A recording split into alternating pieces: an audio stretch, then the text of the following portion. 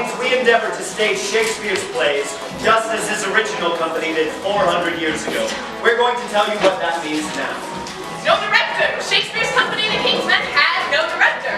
In that spirit, our cast has staged this play collaboratively. Also, no designers. Shakespeare's company pulled together their costumes using hand-me-downs from their wealthy patrons.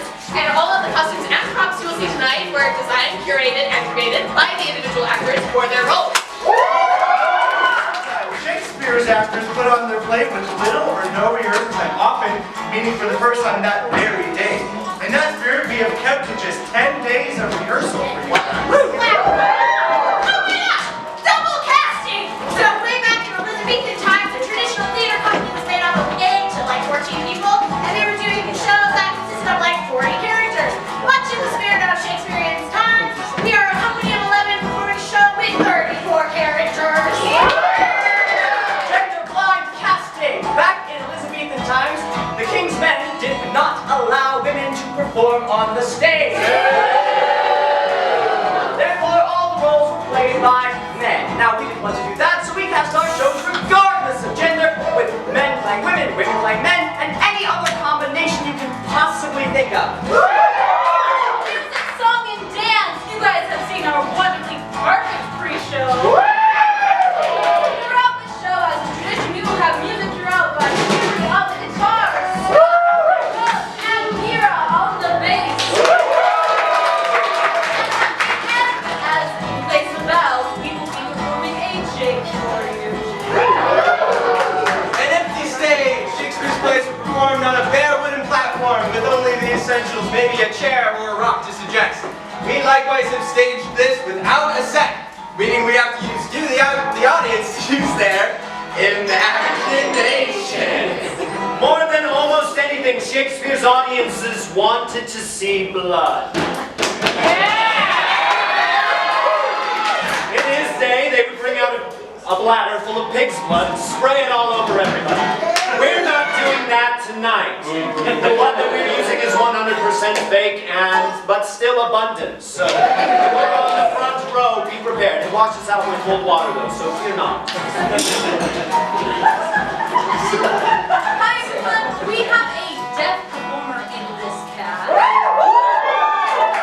And throughout the show, you will see us using signs to communicate with each other, as well as name signs for our individual characters throughout the show. But just make that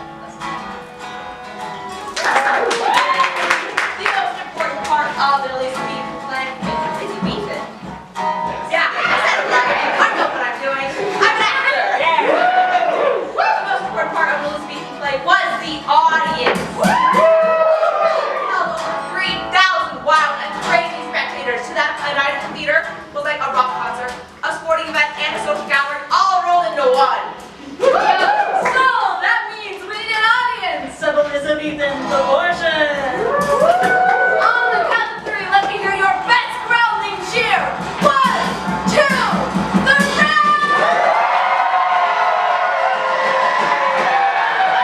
If you see something you like, you will. If you see something you don't like, you will. And if you see something so sweet and tender, you should. Yeah, and if we ask you a question, you should probably. Yeah, and if we don't ask you directly, you can still. Heckle us! Heckle! Grassroots Shakespeare Company, proudly presents.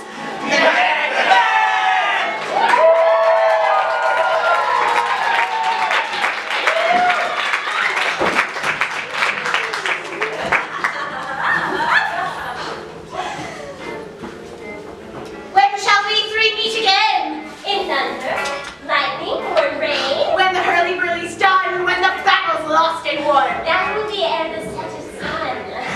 Where the place upon the heath. There to meet with them. Fair is foul and foul is fair. Hover through the fog and fill the air.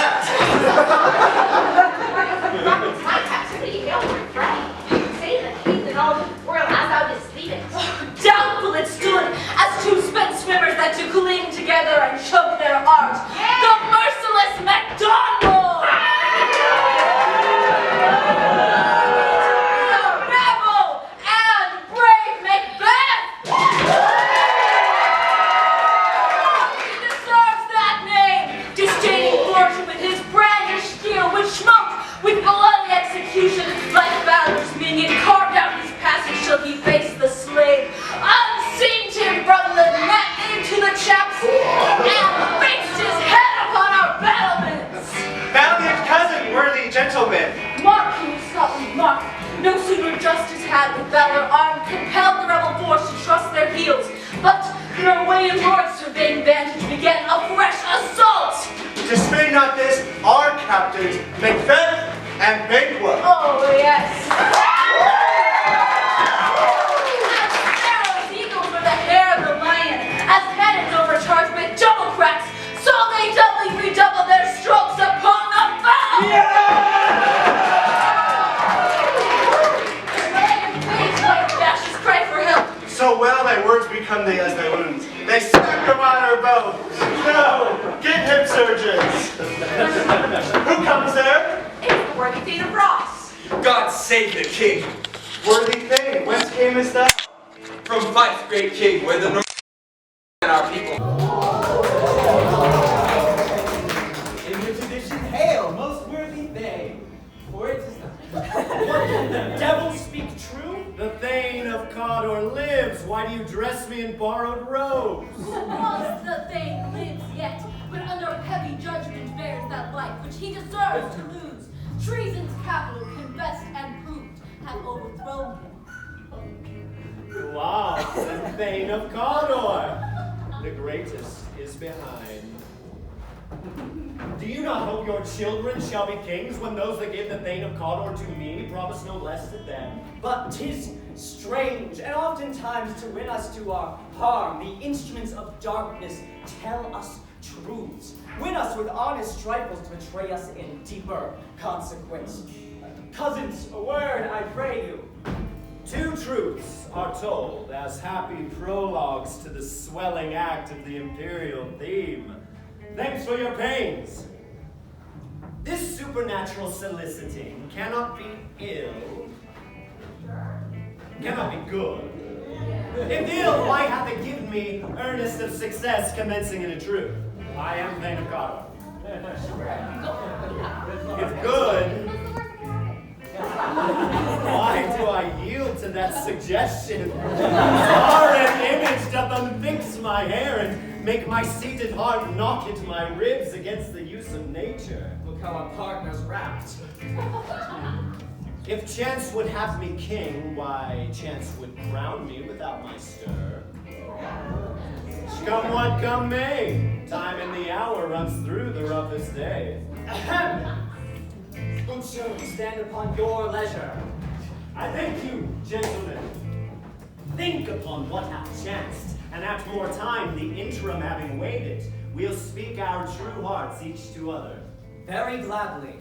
Let us toward the king.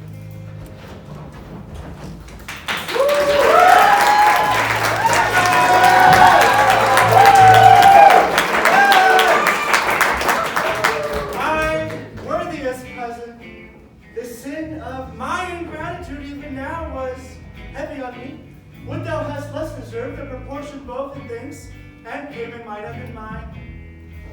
Only is left to say, there is more that I do than more than all can pay. The service and the loyalty I owe in doing it pays itself. Your Highness' part is to receive our duties, and our duties are to your throne and state, children and heirs, doing only what they should. Welcome. I have begun to plant thee, and will labor to make thee full of growing. Noble Banquo, thou hast no less deserved, nor must be known, no less to have done so. Let me enfold thee, and hold thee to my heart. There, if I grow, the harvest is your own. Sons, kinsmen, thanes, we will establish our estate upon our eldest, Malcolm! He be named hereafter the Prince of Cumberland, and not unaccompanied invest him only, but signs of nobility like stars shall shine on all the servants. From hence to Inverness, and bind us further to you. I'll be myself the harbinger, and make joyful the hearing of my wife at your approach. So humbly take my leave. My worthy Cawdor. Okay. The Prince of Cumberland. That is the step on which I must fall down, nor else or leap, for in my way it lies. Stars, hide your fires. Let not light see my dread and deep desires. The eye winketh the hand, yet let that be, which the eye fears when it is done to see. And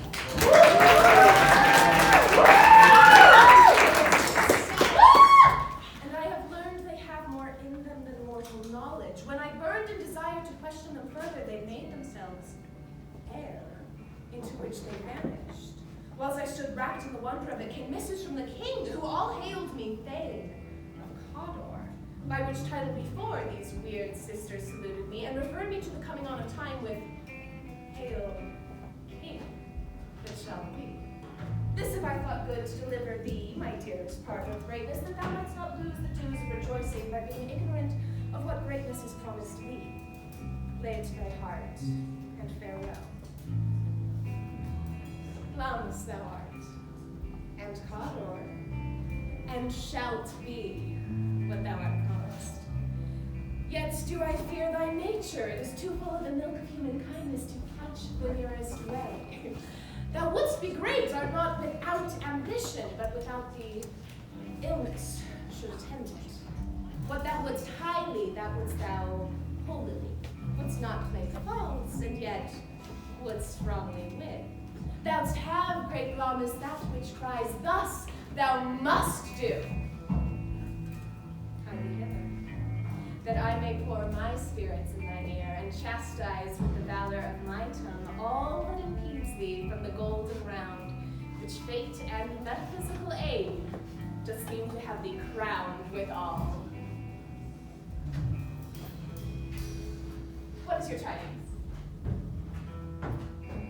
The king comes here tonight. Thou art mad to say it. Is not my master within, who, were it so, would have informed for preparation? So please you, it is so. One of my fellows had the speed of it, who, almost dead for breath, had scarcely more than could make up his message. Give him tending. He brings great news.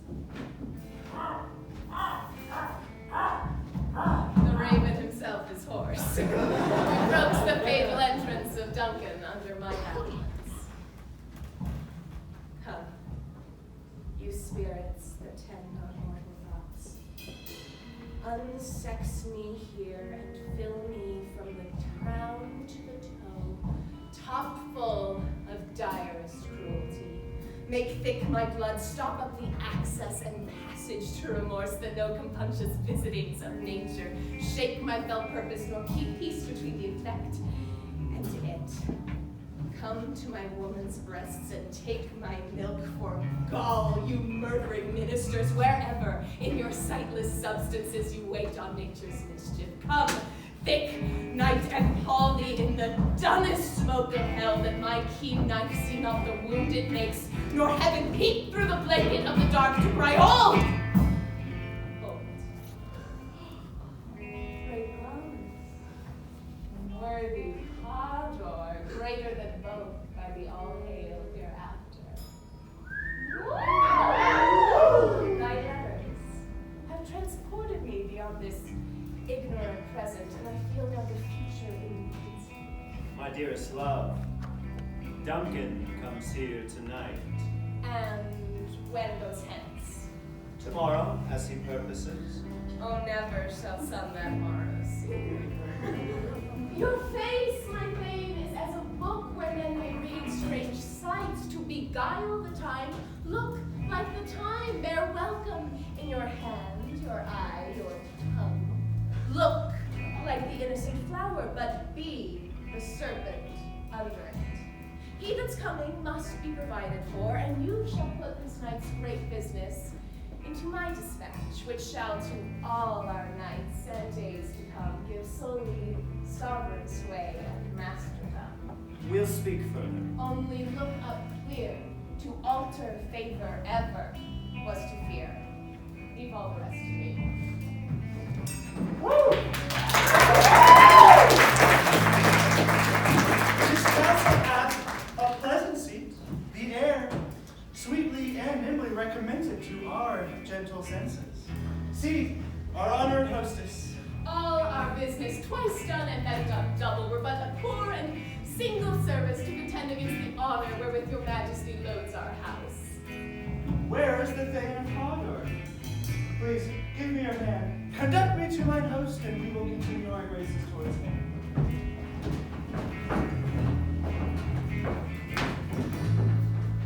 If it were done when 'tis done, then 'twere well it were done quickly.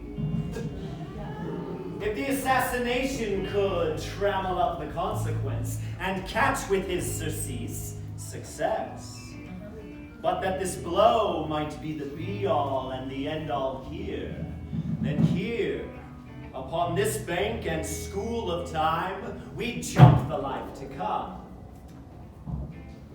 But in these instances, we still have judgment here, that we but teach bloody instructions which, being taught, return to plague the inventor.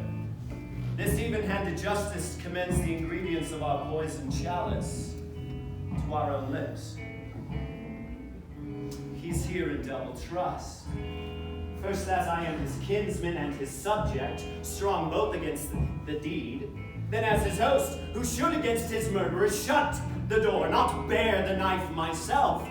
Besides, this Duncan hath borne his faculties so meek, hath been so clear in his great office, that his virtues will plead like angels trumpet-tongued against the deep damnation of his taking off.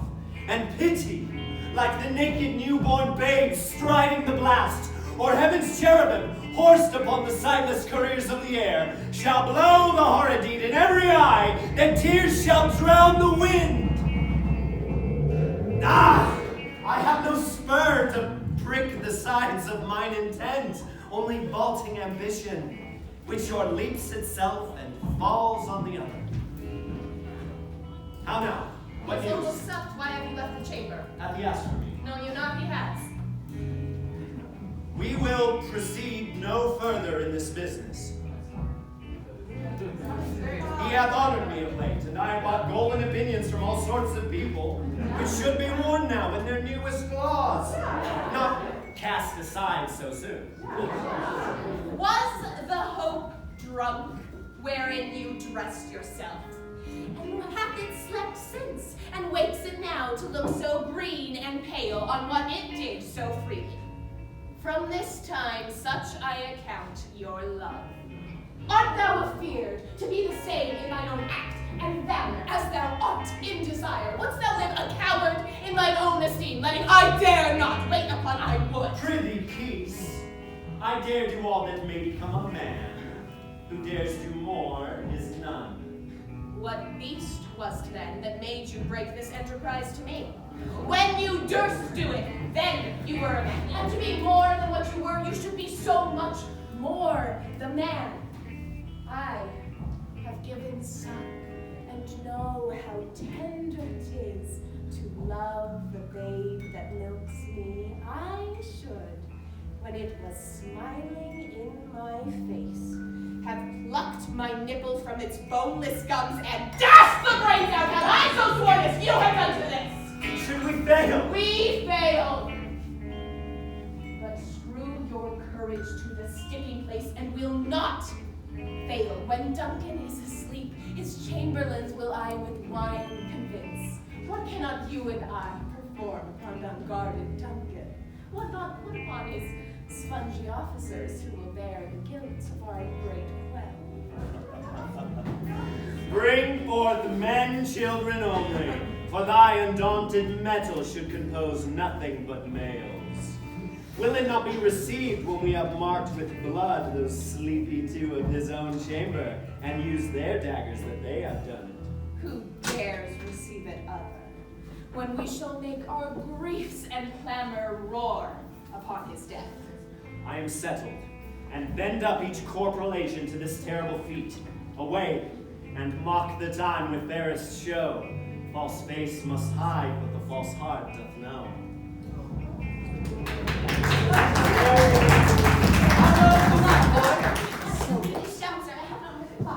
And she goes down at 12? I think it is later, sir. Hold, take my sword. There's husbandry in heaven. Her candles are all out. Take thee that too.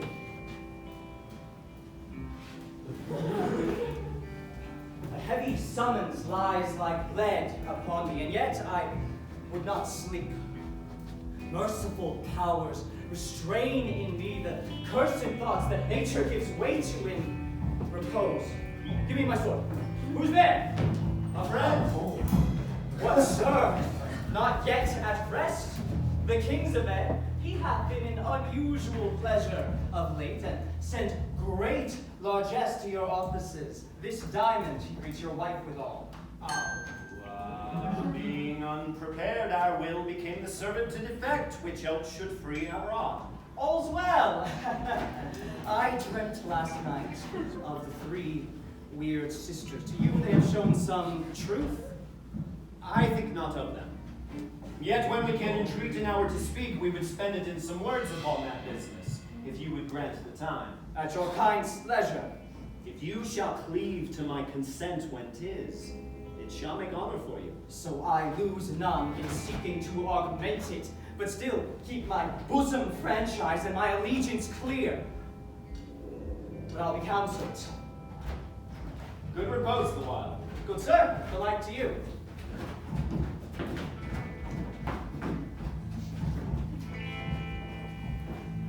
Go bid thy mistress, when my drink is ready, she strike upon the bell.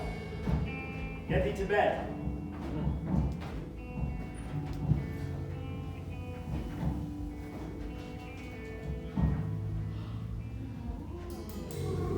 Look out!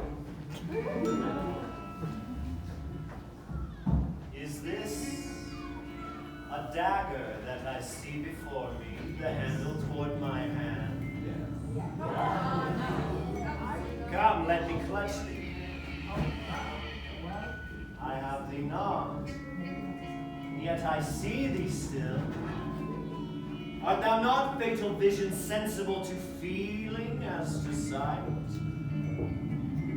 Or art thou but a dagger of the mind, a false creation proceeding from the heat of blessed grain? I see thee yet, in form as palpable as this which now I draw. Thou marshallest me the way that I was going, and such an instrument was I to use. Mine eyes are made the fools of the other senses, or else worth all the rest. I see thee still, and on thy blade and dudgeon gouts of blood that was not so before. There's no such thing. It is the bloody business which informs thus to mine eyes. Now, o'er the one half world, nature seems dead, and wicked dreams abuse the curtained sleep. Witchcraft celebrates pale Hecate's offerings, and withered murder, alarmed by his sentinel the wolf, whose howls his watch. Thus with his stealthy pace, with Tarquin's ravishing strides towards his design moves, like a ghost. Thou sure and firm-set earth, hear not my steps which way I walk, for fear the very stones prate of my whereabouts, and take the present horror from the time which now suits with it. Whiles I fret, he lives. Words to the heat of deeds too cold breath gives. I go, and it is done. The bell invites me. Hear it not, Duncan, for it is a knell that summons thee to heaven or to hell. That which hath made them drunk hath made me bold. What hath quenched them has given me fire. Peace. It was the owl that shrieks. Came a bellman that gives the start of the night. He is about it. The doors are open, and the surfeited rooms do mock their charge with snores. I have drunk their posets that death and nature do contend about them, whether they live or die. Who's there? What? How? Alack, I will fear we have awaked and 'tis not done. I laid their daggers ready, he could not miss them. Had he not resembled my father as he slept, I had done it. My husband! I have done the deed. Did sound not hear a noise. I heard the owl scream and the crickets cry, did not you speak? When? Now? As I descended. I... Hark! Who lies in the second chamber? Malcolm. This is a sorry sight. A fool would not say a sorry sight. There's one that laughed in his sleep, and one cried murder, that they did wake themselves. But they did say their prayers and address them again to sleep. There are two lodged together. One cried, God bless us, and amen the other, as they had seen me with these hangman's hands. Listening their fear, I could not say amen when they did say God bless us. Consider it not so deeply. Oh, wherefore could not I say amen? I had most need of blessing, and amen stuck in my throat. These deeds must not be thought after these ways, so it will make us mad. Methought I heard a voice cry, sleep no more. Macbeth does murder sleep. The innocent sleep. Sleep that knits up the raveled sleeve of care, the death of each day's life. Sore labor's path, great nature's second course, chief nourisher in life's feast. What do you mean? Still it cried to all the house, sleep no more. Glom hath murdered sleep, and therefore Cawdor shall sleep no more. Macbeth shall sleep no more. Who was it that thus cried, my worthy lord? You do unbend your noble strength, you think so brain sickly of things. Go, get some water and wash this filthy witness from your hands. Why have you brought these daggers from the place? They must lie there. Go, carry them and smear the sleepy grooms with blood. I'll go no more. I am afraid to think what I have done. Look on again, I dare not. Infernal purpose, give me the daggers. If they do bleed, I'll gild the faces of the grooms with all, for it must see their guilt. Whence is that knocking? Oh, what hands are here? Oh, they pluck out mine eyes. Will all great Neptune's oceans wash this blood clean from my hand? No, this my hand would rather the multitudinous seas incarnadine, making the green one red. My hands are of your color, but I do shame to wear a heart so white. Who's knocking at the south entrance? Retire we to our chamber. A little water clears us of this deed. How easy is it then? More knocking, get on your nightgown, lest the occasion call and show us to be watchers. Be not lost so palely in your thoughts. To know my deed, 'twere best not know myself. Make Duncan with thy knocking hard when thou couldst. There's knocking indeed. The man reporter of Hellgate, he should have old turning the key. Knock, knock. Wait, here's a farmer that hanged himself on the expectation of plenty. Don't need time, farmer. Have napkins enough about you here. You'll sweat for it. Knock, knock. Other toes, wait. Here's an equivocator that could swear in both the scales against either scale, who committed treason enough for God's sake, but could not equivocate to heaven.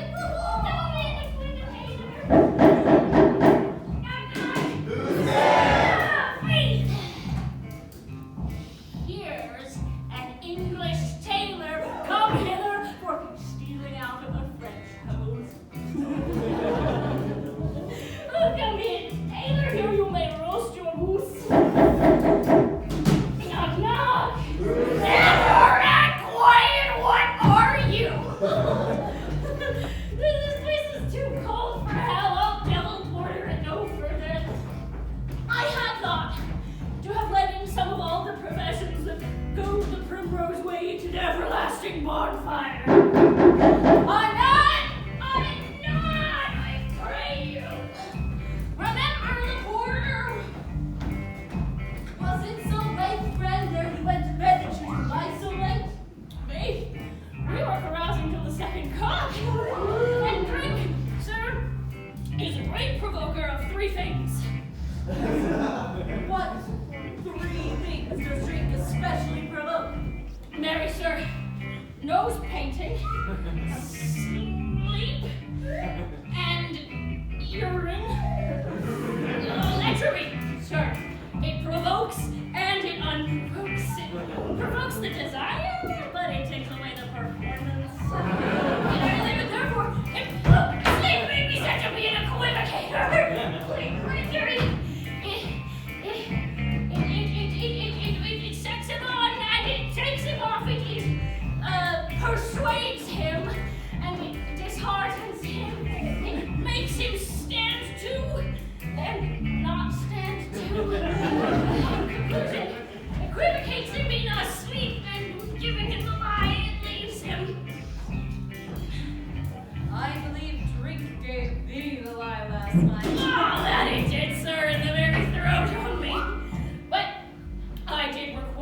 for his lie, and I think being too strong for him, though he did take off my legs sometime. Yet I made a shift to cast him. Is thy master stirring, or not? Because wait till here he comes. Good morrow, noble sir. Good morrow, both. Is the king stirring, worthy thane? Not yet. He did command me to call timely on him. I've almost slipped the hour. I will bring you to him. This is the door. Well, I'll make so bold to call on him, for 'tis my limited service.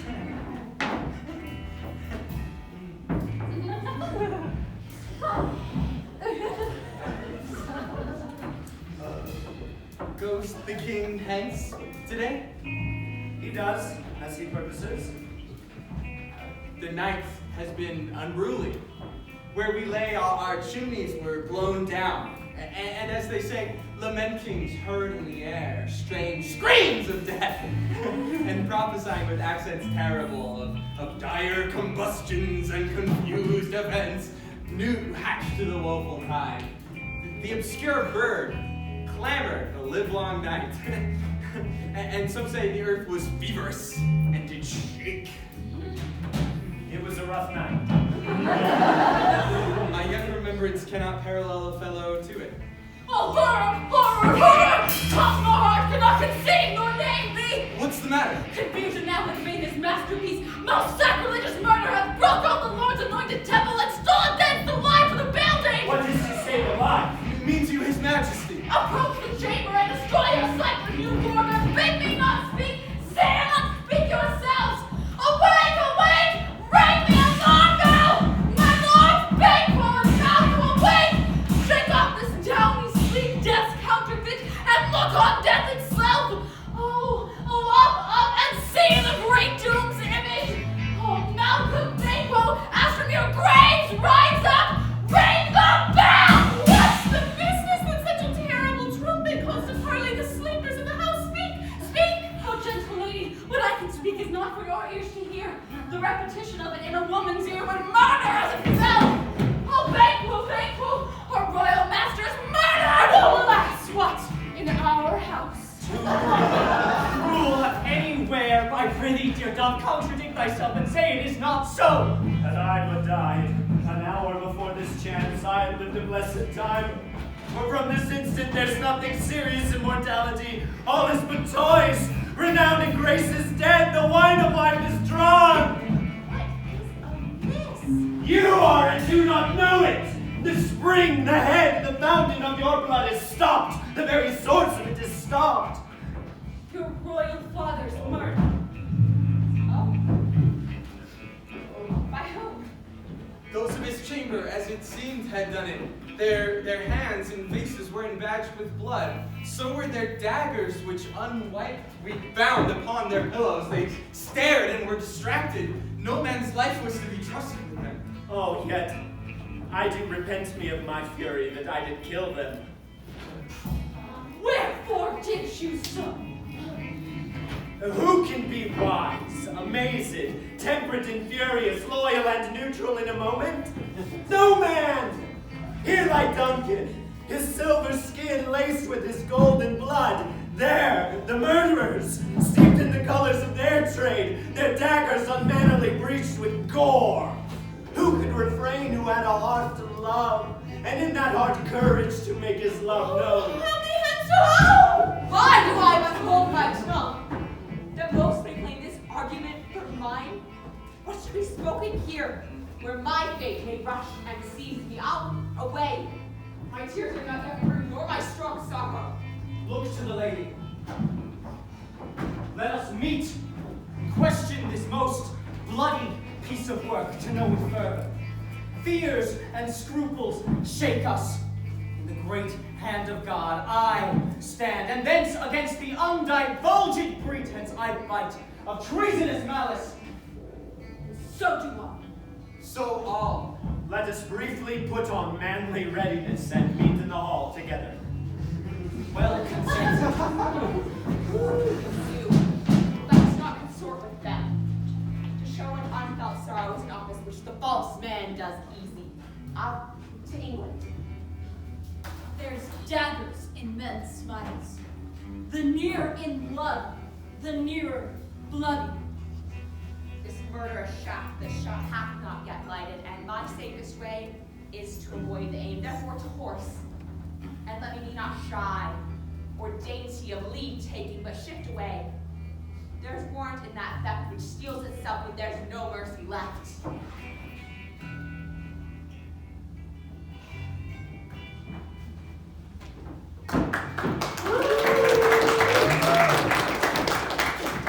Here comes the good Macbeth. How goes the world, sir, now? Why, see you not? Is it known who did this more than bloody deed? Those that Macbeth hath slain. Ask the day. What good could they pretend? They were suborned. Malcolm, the king's son and heir, is fled and gone to England, which puts upon him suspicion of the deed. It's nature still, that will raven up thine own life's means. So then, 'tis most like the sovereignty will fall upon Macbeth. He is already named, and is gone to Scone to be invested. Will you to Scone? No, cousin. Out to Fife. Well, I will thither. May you see things well done then. Adieu, lest our old robes sit easier than our new. Farewell.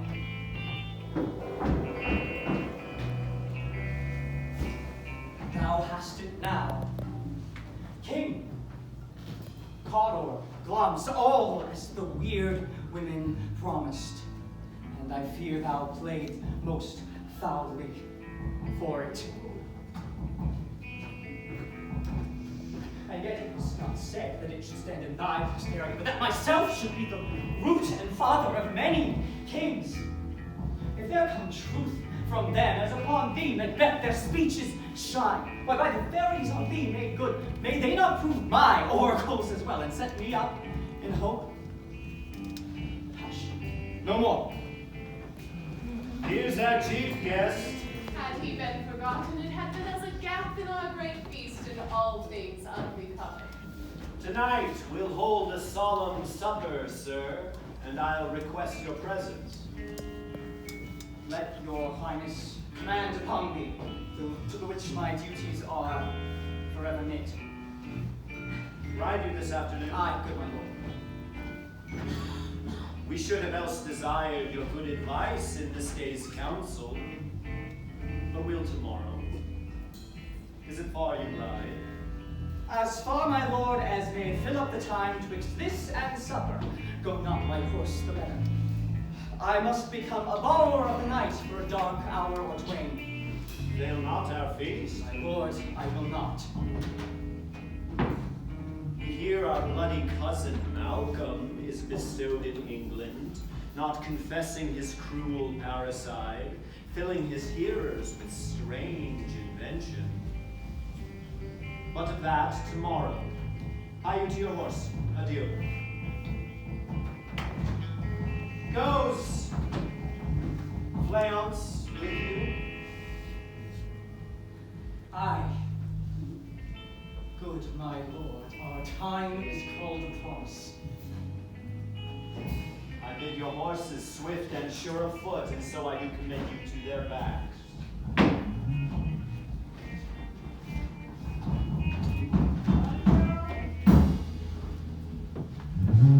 To be thus is nothing, but to be safely thus.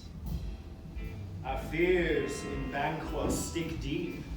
He chid the sisters when first they put the name of king upon me, and bid them speak to him. Then prophet-like they hailed him father to a line of kings. Upon my head they placed a fruitless crown, and placed a barren scepter in my grip, thence to be wrenched with an unlineal hand, no son of mine succeeding. If it be so, for Banquo's issue have I filled my mind. For them, the gracious Duncan, have I murdered, put rancors in the vessels of my peace only for them, and mine eternal jewel give nowhere to the common enemy of man to make them kings, the seed of Banquo kings. Rather than thus, come fate into the list, and champion me to the utterance. Who's there? Was it not yesterday we spoke together? It was, so please your grace. Well, then, now, have you considered of my speeches, how you were borne in hand, how crossed, thus did Banquo? You have made it known to us. Can you let this go? Are you so gospeled as to pray for this man and for his issue, whose heavy hand hath bowed you to the grave and beggared you forever? We are men, my liege. I am one, my liege, whom the vile blows and buffets of the world have so incensed that I am reckless when I do spite the world. And I am other, so weary with disaster, tugged by fortune that I would set my mind on any chance to mend it or be rid on. All of you know that Banquo was your enemy. True, my lord. So is he mine! And though I could, with barefaced power, sweep him from my sight and bid my will about it, yet I must not. For certain friends that are both his and mine, whose loves I may not drop, but wail his fall, who I myself struck down. And thence it is that I, to your assistance, do make love, masking the business from the common eye for sundry weighty reasons. My lord, we shall perform what you command. Your spirits shine through. Within this hour at most, I will advise you where to plant yourselves, for it must be done tonight. Fleance, his son that keeps him company, whose absence is no less material to me than is his father's, must embrace the fate of that dark hour. Resolve yourselves apart, I'll come to you anon. We are resolved, my lord. Abide within, I'll come to you straight. It is concluded. Banquo, thy soul's flight, if it find heaven, must find it tonight.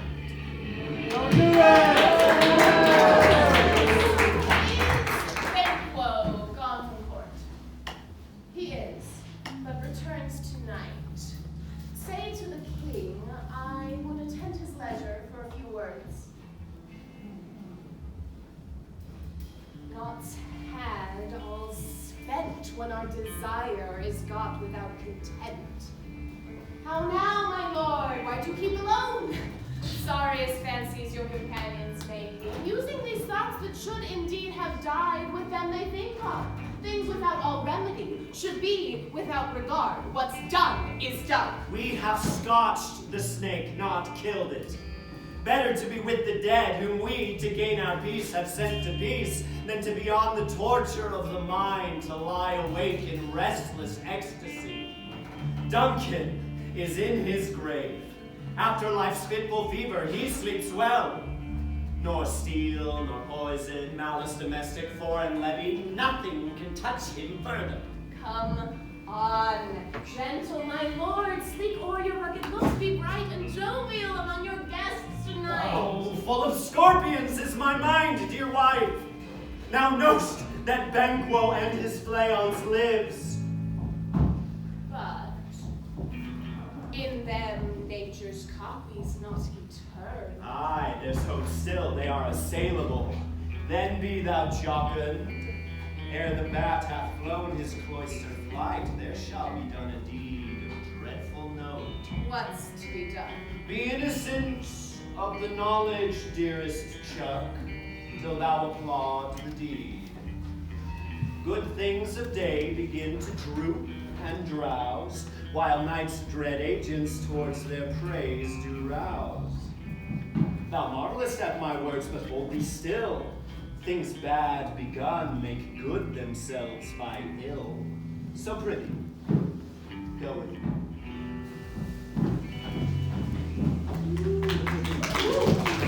Let's get some streaks of day and send the lady traveler of face to gain the timely inn, and near approaches the subject of our watch.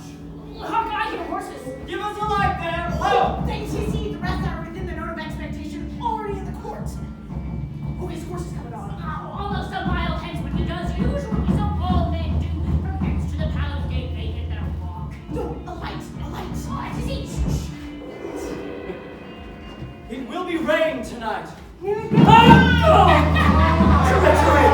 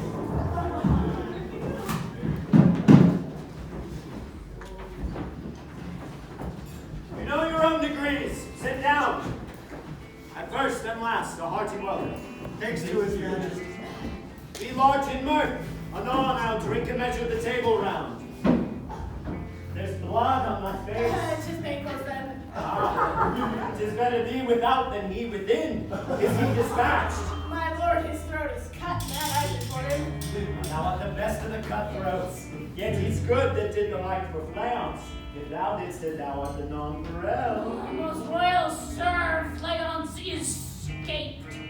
Then comes my fit again, else I have been perfect. But Banquo's safe. Aye, my lord, safe in a ditch he bides with 20 trench gashes on his head, the least adept to nature. Thanks for that. My royal lord, you do not keep the cheer. Sweet remembrance, sir. Good digestion, weight on appetite, and health on those.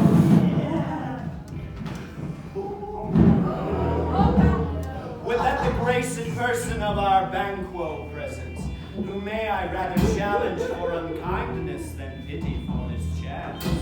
His absence, sir, lays blame upon his promise. Please it your highness to grace us with your royal company. The table's full. Here is a place reserved, sir. Where? Here, my lord. What is it that moves your highness? When should you have done this? What, my lord? Thou canst not say I did it. Never shake thy glory locks in me. Gentlemen, rise. His highness is not right. Sit, worthy friends, my lord is often thus and hath been from his youth. Pray you, keep seat. If much you note him, you will offend him, and you send the passion feed. And regard him not, are you a man? I am the bold one too that dare look on that good mind upon the devil. Proper stuff, this is the very painting of your fear. This is the arrow-drawn dagger that you said led you to Duncan. Why do you make such faces? You look, but on a stool. Really, see there! Behold, look low! Why, what say you? If thou canst not, speak too. Grave shall send no sound we bear back. Our monument shall be the moss of kites. What quite unmanned prayer. If I stand here, I saw him. Fie for shame. The times have been that when the brains were out, the man would die, and there an end. But now they rise again, with 20 mortal murders on their grounds. This is more strange than such a murder is. My worthy lord, your noble friends do lack you. I do forget. Do not muse at me, my most worthy friends. I have a strange infirmity, which is nothing to them that know me. Come, give me some wine. Fill full. I drink to the general joy of the whole table, and to our dear friend Banquo, whom we miss. Would he were here. To all and him we thirst. Our duties and the pledge. Avaunt! And quench my sight! Let the earth find thee! Thy bones are mirrorless, thy blood is gold. There is no speculation in those eyes which thou dost glare with. Think of this, where it appears as but a thing of custom. 'Tis no other, only it spoils the pleasure of the time. What man dare? I dare! Take anyone but that in my burners, you'll never tremble, or be alive again, and lead me to the desert with thy sword. If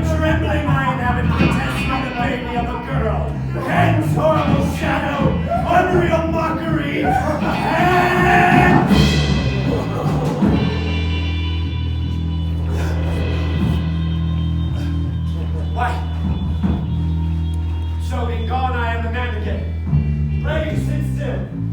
You have displaced the mirth, broken the good meeting with most admired disorder. You make me strange, even to the disposition that I owe. But now I think you can behold such sights and keep the natural ruby of your cheeks, while mine is blanched with fear. What sights? I pray you speak not. He grows worse and worse. Question enrages him.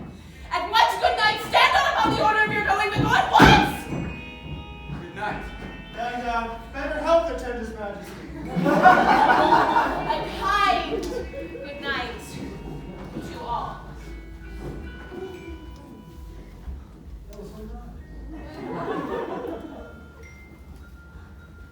We'll have blood, they say. Blood will have blood. What is the night? Almost at odds with morning, which is which. How sayest thou that Macduff denies his person at our great bidding? Did you send to him, sir? I hear it by the way, but I will send. I will tomorrow to the 3 weird sisters. More shall they speak, for now I am bent to know by worst means the worst. I am in blood stepped in so far that should I wade no more, returning were as tedious as go o'er. Strange things I have in head that will to hand, which must be acted ere they may be scanned.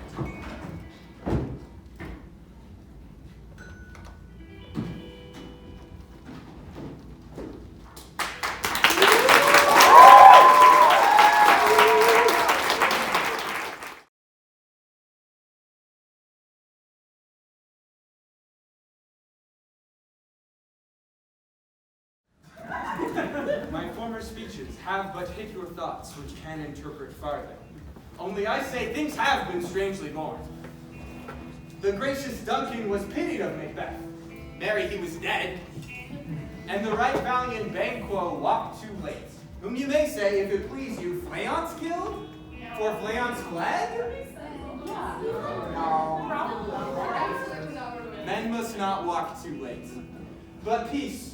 For from broad words and because he failed his presence at the tyrant's feast, I hear Macduff lives in disgrace. Sir, can you tell where he bestows himself?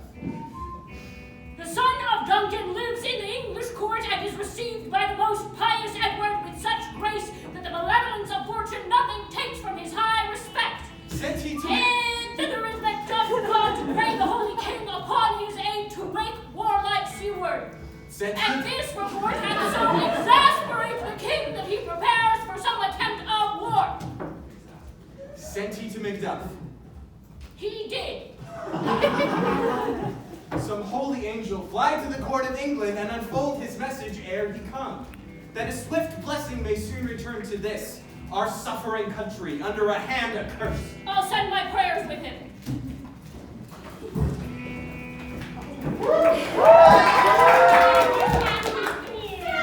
Once the hedge pig whines. Hear your cries, 'tis time, 'tis time. Round about the cauldron go. In the poisoned entrails throw. Sweltered venom sleepy got. Boil out first in the charmed pot. Double, double, toil and trouble. Fire burning, cauldron bubble. Fill it all up any steak. In the cauldron boil and make. I've newt and toe frog. Will a bat and tongue a dog. And fork and line will sing. Lizard's leg and out and swing. For a charm of powerful trouble like a hell-brought boil and bubble. Double, double, toil and trouble. Fire burning, cauldron bubble. Scale of dragon, teeth of wolf. Witch's mummy, maw and gulf. Of the ravine, salty shark. Root of hemlock, cheeked in the dark. Liver of last evening chew. Gall of goat, loose in you. Slivered in the moon's eclipse. Nose of Turk and tiger's lips. And the finger of a drab. Make the gruel thick and slab. Add thereto a tiger's children. For the ingredients of our cauldron. Double, double, toil and trouble. Fire burning, cauldron bubble. Cool it with the baboon's blood.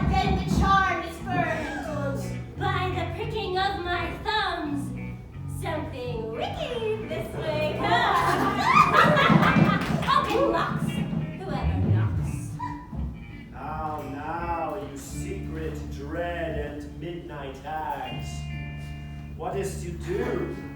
A deed without a name. I conjure you by that which you profess. Howe'er you come to know it, answer me. Though you untie the winds and let them fight, though castles fall upon their warders' heads, even till destruction sinking, answer me to what I ask of you. Speak, demand. We'll answer. Say if thou'dst rather hear it from our mouths or from our masters. Call 'em, let me see 'em. Pour in Sal's blood that hath eaten her 9 grease that's sweating from the murderer's gibbet flow into the flame. Come high or low, thyself in all this deadly show. Tell me, thou unknown power. He knows thy thought. Hear his speech, but speak thou not. Macbeth! Macbeth! Macbeth! Beware Macduff! Beware the bane of fight! Dismiss me! Enough! Whate'er thou art, for thy good caution thanks, and that heart my ear aright. Yet one word more! He'll not be commanded. Here comes another, more potent than the first.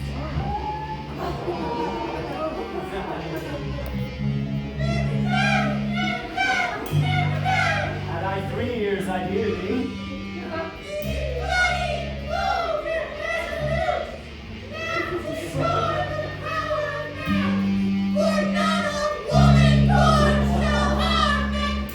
Then life, Macduff, what need I fear of thee? Oh, what is this? Then rises like the issue of a king, and wears upon his baby brow the round and top of sovereignty. Listen, but speak not to it. We lie in metal, proud and take no care.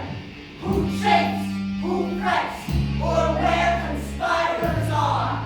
Macbeth shall never vanquish me, until great Burnham Woods, who high Dunsinane Hill, shall come against him. That will never be! Who can impress the forest, bid the tree unfix his earthbound root? Yet my heart throbs to know one thing. Tell me, if thou art to tell so much, shall Banquo's issue ever reign in this kingdom? Seek to know no more. I will be satisfied. Deny me this, and an eternal curse fall upon you. I must know. Show, show, show, show his eyes and grieve his heart. Come like shadows, so depart. Oh, thou art too like the spirit of Banquo down! Thy crown does sear mine eyeballs! Ah, horrible sights! Now I know 'tis true, for the blood-boltered Banquo smiles upon me. What? Is this so? Aye, sir, all this is so, but why stands Macbeth thus amazedly? Come, sisters, cheer up your spirits, and show the best of our delight. I'll charm the air to give sound while you perform your antics round, that this great king may kindly say our duties did his welcome pay.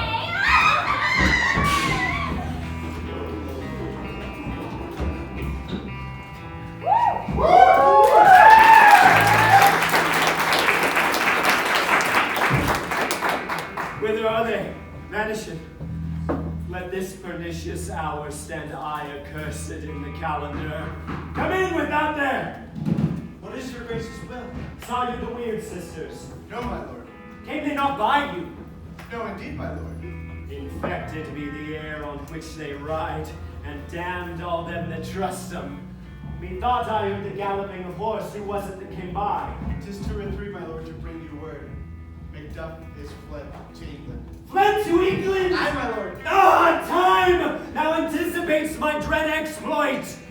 The castle of Macduff I will surprise, seize upon Fife, put to the edge of the sword his wife, his babies, and all unfortunate souls that trace him in his line. No more boasting like a fool. This deed I'll do before this purpose school, but no more sights. Where are these gentlemen? come, bring me where they are.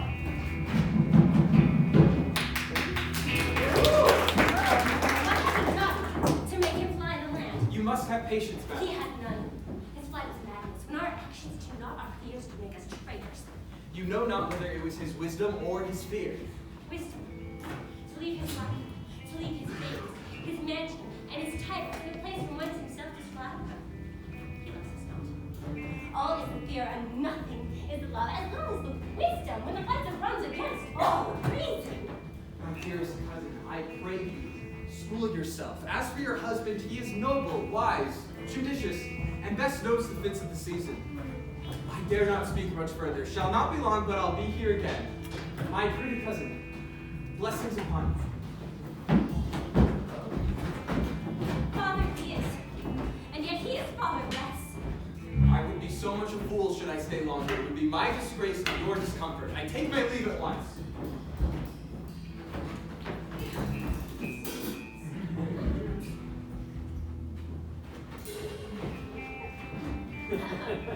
Sirrah, thy father is dead. And what will you do now? How will you live? Why, as birds do, mother! What with worms and flies? With what I get, I mean. Oh. So do they! Poor bird! Thou wilt never fear the neck or the line, the pitfall nor the chin. Why should I? Poor birds, they are not set for. My father is not dead for all your saying. Yes, he is dead. And how wilt thou be for a father? Nay, how wilt thou do for a husband? Why, I can buy just one seat at the market. Then you'll buy them to suck it. Thou speakest with all thy wit, and yet the faith of wit enough for thee. Was my father a traitor? Aye, that he was. What is a traitor? Why, one who swears and lies. And be they all traitors who swear and lie? Everyone that does so is a traitor, and must be hanged. Then must they all be hanged that do so? Everyone. Who must hang them? Why, the honest men. Well, then the liars and the swearers are fools, for there are liars and swearers enough to beat the honest man and to hang up him. Now God help thee, poor my dear. But how wilt thou do for a father? If he were dead, you would weep for him.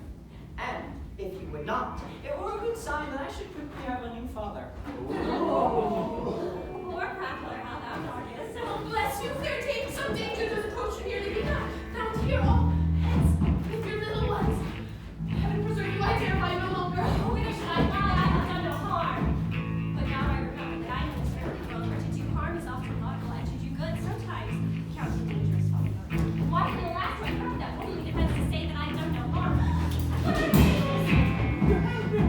My husband, I hope in no case thou wilt sanctify, for such as thou mayest find he is a traitor. Thou liest, thou strike-haired villain! Now, what you egg?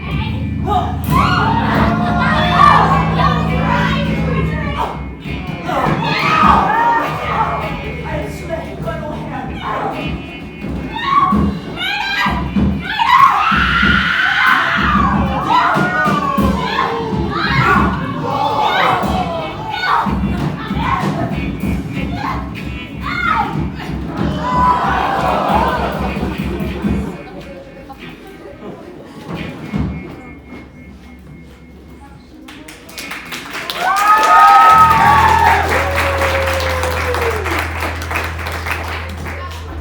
Shame, there weep our sad bosoms empty. Oh, let us rather hold fast the mortal sword, and like good men bestride our downfall and birth them. Each new day, new widows howl, new orphans cry, new sorrows strike heaven on the face. What you have spoken may be so perchance.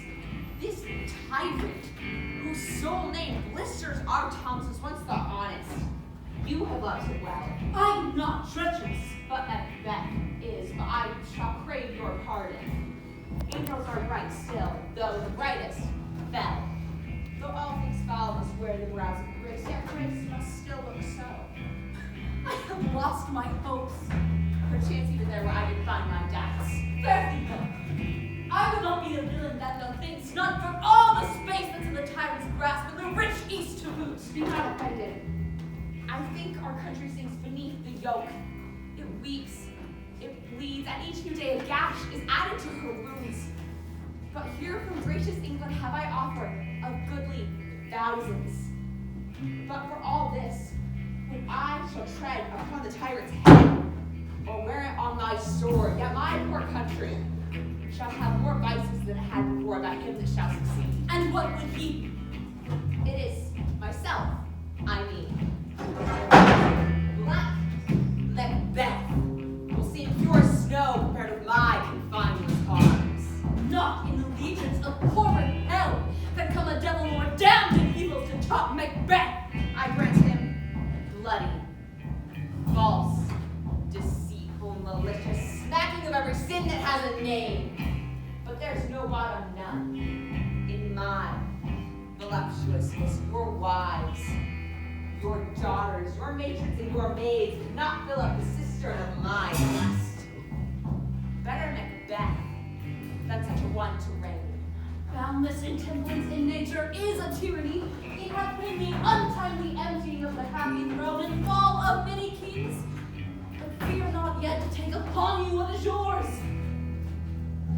Nay, had I power, I would desire his house, this other's jewels, and my more having would be as a sauce to make me hunger more.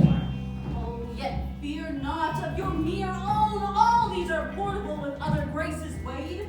But I have none. The king becoming graces as justice, mercy, patience, courage, temperance. Nay, had I power, I would pour the sweet milk of concord into hell, uproar the universal peace, confound all unity on earth. Scotland, Scotland! If such a one be fit to govern, speak. I am as I have spoken. Fit to govern? No, not to live. Oh, nation miserable, with bloody tyrant, bloody scepter! When shalt thou see thy wholesome days again? Thy father was a most sainted king. The queen that bore thee oftener upon her knees than on her feet died every day she lived. But bear thee well. These evils that thou repeatest upon thyself have banished me from Scotland.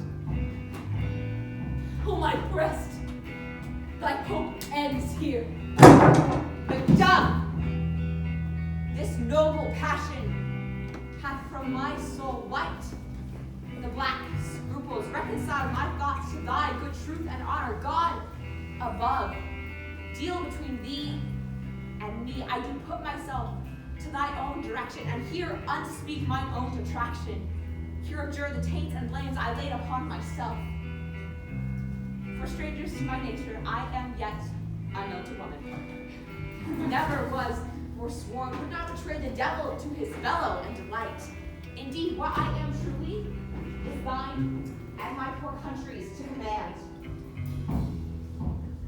And now, with old Sayward setting at a point, we'll together. Why are you silent? Such welcome and unwelcome things at once. 'Tis hard to reconcile. But see who comes here. My countryman. My ever-gentle cousin, welcome hither! God, when times remove the means to make us strangers. Sir, amen. Stand Scotland, birthday. Alas, poor country, almost afraid to know itself. It cannot be called our mother, but our grave, where sighs and groans and shrieks that rend the air are made, not marked. The dead man's knell is there scarce asked for who, and good men's lives expire before the flowers in their caps. Oh, relation too kind and yet too true. What is the new strain? Each minute teems a new one. How does my wife? Why, well. And my children? Well, too. The tyrant has not battered their peace. They were well at peace when I did leave them. Be not a miser of your speech. How goest? I saw the tyrant's power afoot. Now is the time of help. Your eye in Scotland would create soldiers, make our women fight. Be it their comfort, we are coming thither, with old Sayward and 10,000 warlike men. Would I could answer this comfort with the like, but I have words that would be howled out in the desert air where hearing should not latch them. What concern me? The general cause, or is it a fee grief due to some single breast?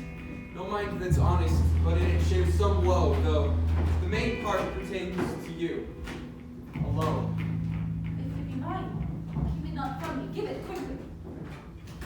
not your ears despise my tongue forever, which shall possess them with the heaviest sound ever yet they heard. I guess at it.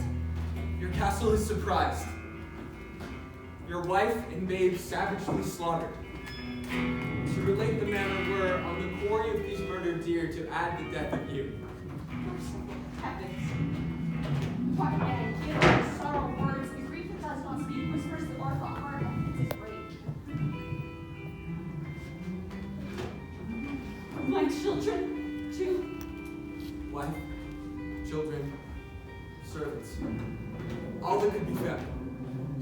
And I must be from thence my wife killed too. I have said, Be comforted. Let this deadly sorrow convert to anger. He has no children! Did you say all? Oh, how kind all! Well, all my pretty ones and their damned one fell swoop! Face it like a man. I shall do so! But I must also feel it as a man! I cannot but remember such things that were so precious to me. What did heaven look on and would not take their part?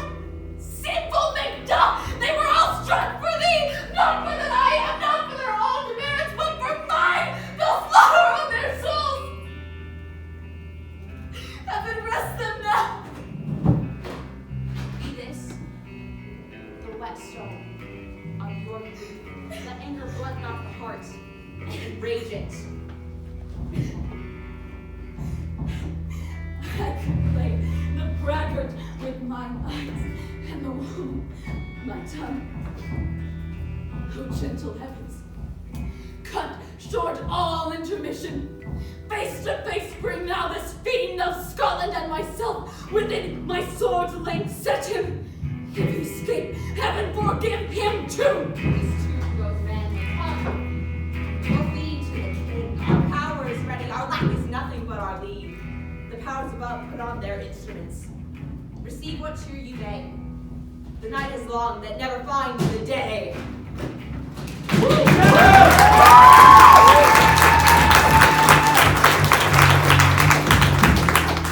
I have these 2 nights watched with you and can perceive no truth in your report, unless it should last for long. Since His Majesty went to the field, I have seen her rise from her bed, throw her nightgown upon her, unlock her closet, take forth paper, write upon it, read it, fold it, afterwards seal it, and again return to bed, all while in her most fast sleep. And in this slumbery agitation, besides her walking and other actual performances, what at any time have you heard her say? Let me see. That, sir, which I will not report after. You may to me, and 'tis most meet you should. Neither to you nor anyone, having no witness to confirm my speech. Lo, you, here she comes. This is her very guise, and upon my life, fast asleep. Well, how came she by that light? She said close. Why it stood by her, she has it by her continually. It is her command. You see her eyes are open? Aye, but their sense is shut. Look what she does now. Look how she rubs her hands. It is an accustomed action with her to be seen thus, washing her hands. I have seen her continue in this a quarter of an hour. Here's a spot! Oh, she speaks. I will set down what comes from her to better satisfy my remembrance. Out, damn spot! Out, I say one! Two, my bent is time to do it. Hell is working. Fie, my lord, fie, a soldier and a fear. What need we fear? Who knows it? When none can call our power to account. And who could have thought the old man to have so much blood in him? You mark that? No. Ain't if I had a wife, where is she now? Oh, what do these hands near me gleam by, my lord? By no more of that. You marvel with this starving. Go to. You have known what you should not. She has spoken what she should not. I I am sure of this. Heaven knows what she does know. And here's the smell of blood still. All the perfumes of Arabia will not sweeten this land.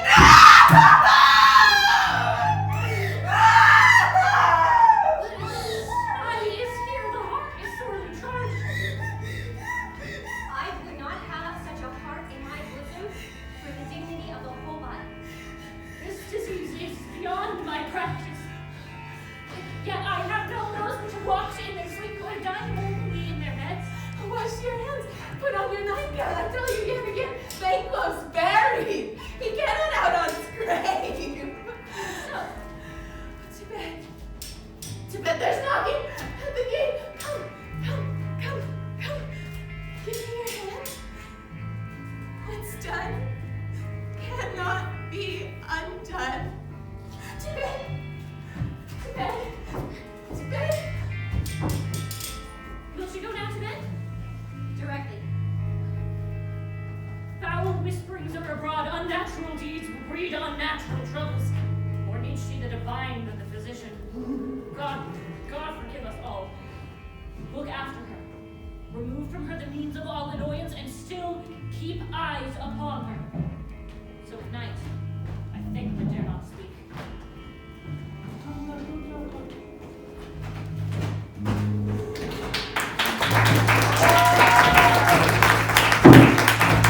The English power is near, led on by Malcolm, his uncle Seward, and the good Macduff.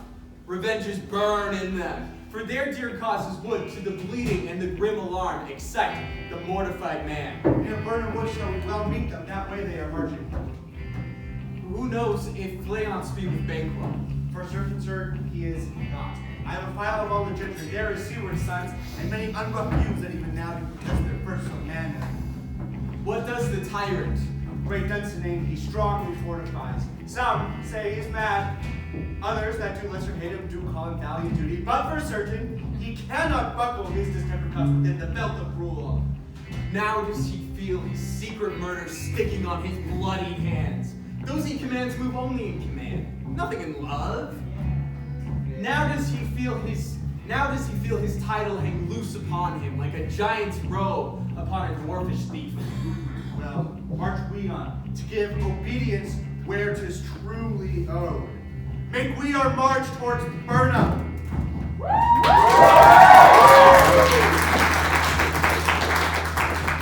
Bring me no more reports, let them fly all. Till Burnham Wood remove to Dunsinane, I cannot taint with fear. What's this boy Malcolm? Was he not born a woman? The spirits that know all mortal consequences have pronounced me thus. Fear not, Macbeth. No man that's born of woman shall e'er have power upon you. The mind I sway by, and the heart I bear, shall never sag with doubt, nor taint with fear.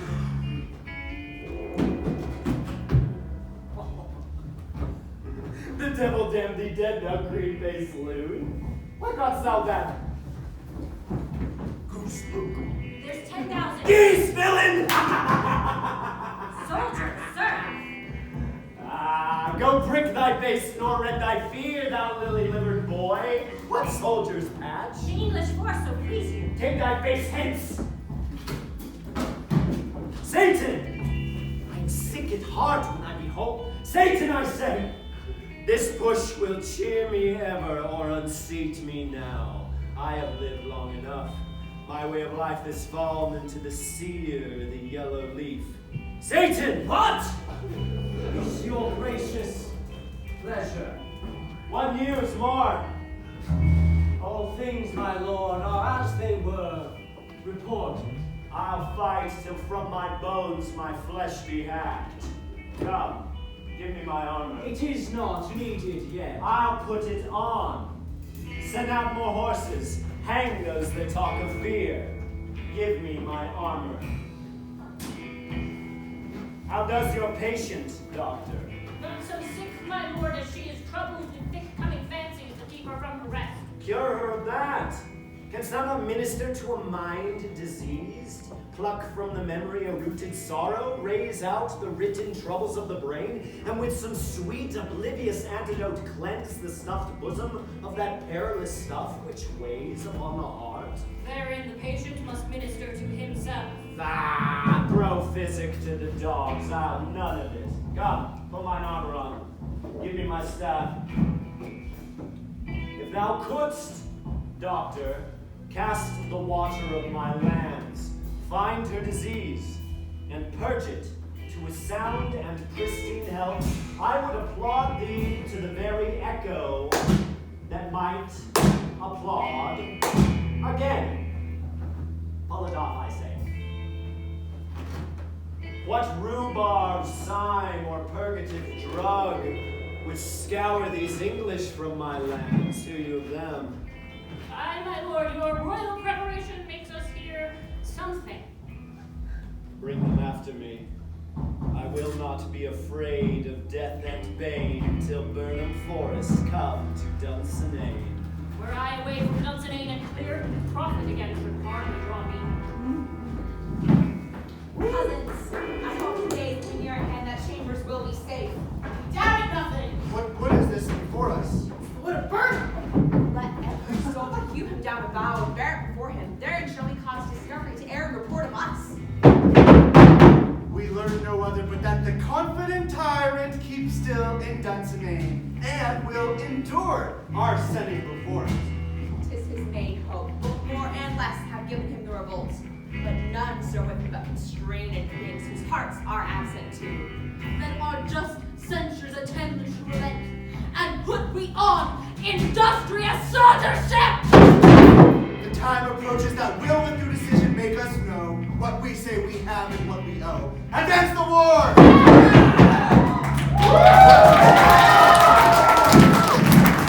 Hang out our banners on the outward wall. The cry is still they come. Our castle's strength will laugh a siege to scorn. Here let them lie, till famine and the ague eat them up. What is that noise? It is the cry of women, good my lord. I had almost forgot the taste of beers.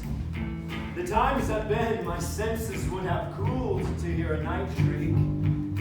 I have supped so full with horrors, direness, familiar to my slaughterous thoughts, cannot once stir me.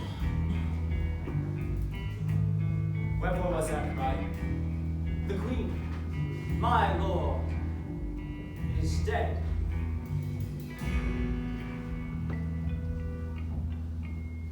She should have died hereafter. There would have been a time for such a word.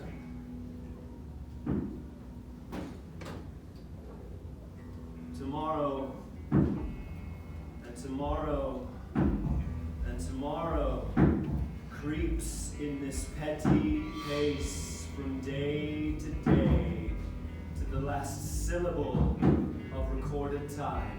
And all our yesterdays have lighted fools the way to dusty death. Out! Out, brief candle. Life is but a walking shadow, a poor player that struts and frets his hour upon the stage, and then is heard no more. It is a tale told by an idiot, full of sound and fury, signifying nothing. Thou comest to use thy tongue, thy story quickly. Gracious my lord, I should report on that which I say I saw, but I know not how to do it. Well, say, sir. As I did stand my watch upon the hill, I looked toward Burnham, and anon, methought, the wood began to move.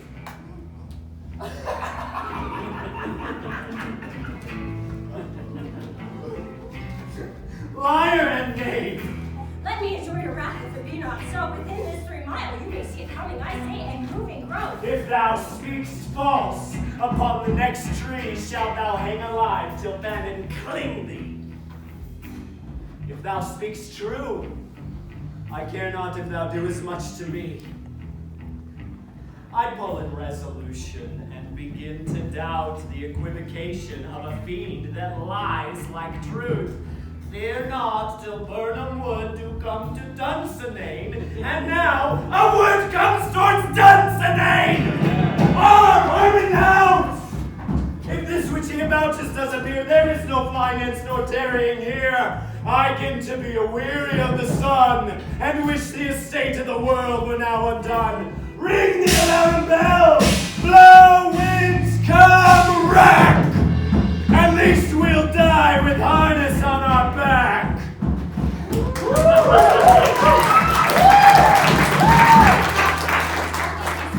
down and show like those you are. You, worthy uncle, shall with my cousin, your right noble son, lead our first battle. Worthy Macbeth and we shall remain for what's left to do. Very well. Do we but find the tyrant's power tonight, let us be beaten if we cannot fight. Make all our trumpets speak. Give them all breath, those clamorous harbingers of blood and death.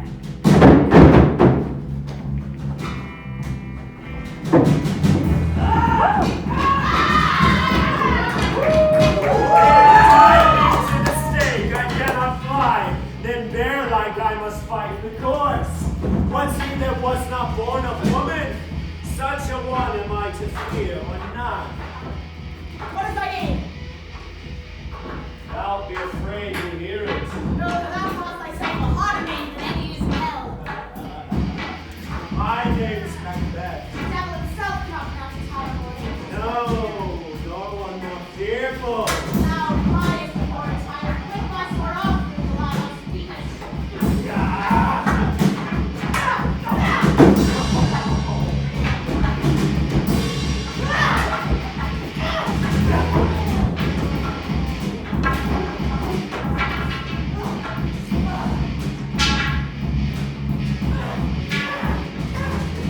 Thou was born of woman.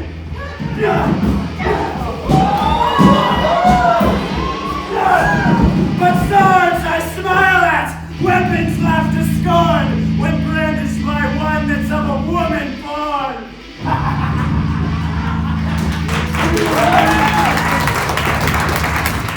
This way goes the noise. Tyrant! Stolen face! If thou be slain with no stroke of mine, my wife and children's ghosts will haunt me still. Either thou, Macbeth, or else my sword with unbattered edge I sheathe again unbeaten. Oh, let me find him, fortune, and more I beg not. This way, my lord.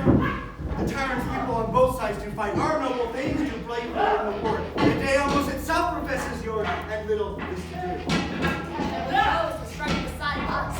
Enter, sir, the castle.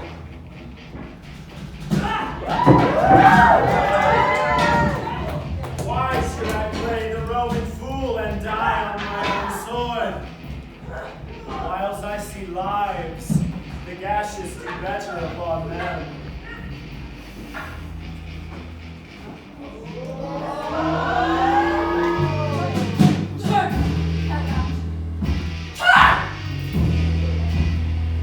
Of all men else I have avoided thee. Oh, get thee back! My soul is too much charged to blood of thine already. I have no words. My voice is in my soul. Now bloody your villain that tribes can get thee out.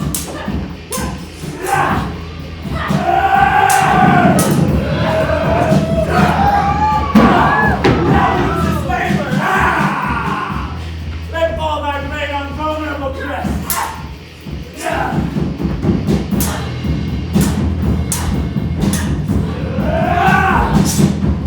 I wear a charm inside. It must not yield to one a woman born. Despair is thy charm. And let the angels who now fill the stars tell me. Macbeth was from his mother's womb untimely ripped. Let not count my better parts of men, and be these struggling fiends no more believed. They palter with us in the double sense. They keep the word of promise to our ears, but break it to our hope. I'll not fight with thee.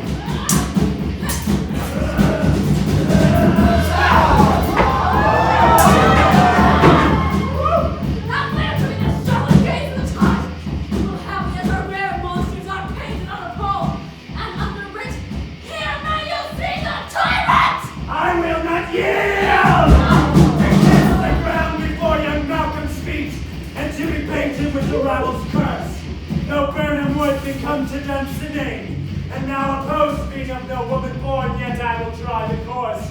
Before my body I throw my warlike shield, lay on Macbeth, and damned be him that first cries, hold enough!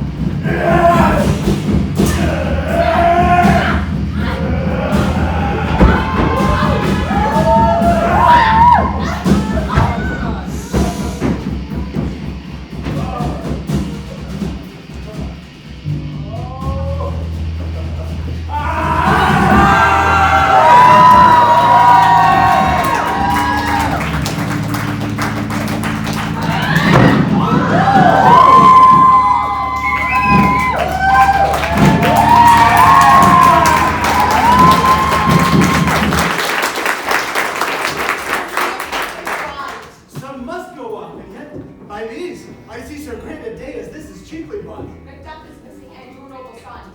Your noble son, my lord, has paid his soldier's debt. He only lived till he was a man, the like a man he died. Then he is dead. Aye, and brought up in the field. Your cost of sorrow must not be measured by his worth within a half kilo length. Had he his hurts before? Aye, on the front. Then God soldier he be. And as many sons and I have heirs, I would not wish them to a fairer death. And so his now is null. He's worth more sorrow, and now spent for him. He's worth no more. They say he parted well and paid his score, and so God be with him. Here comes newer comfort.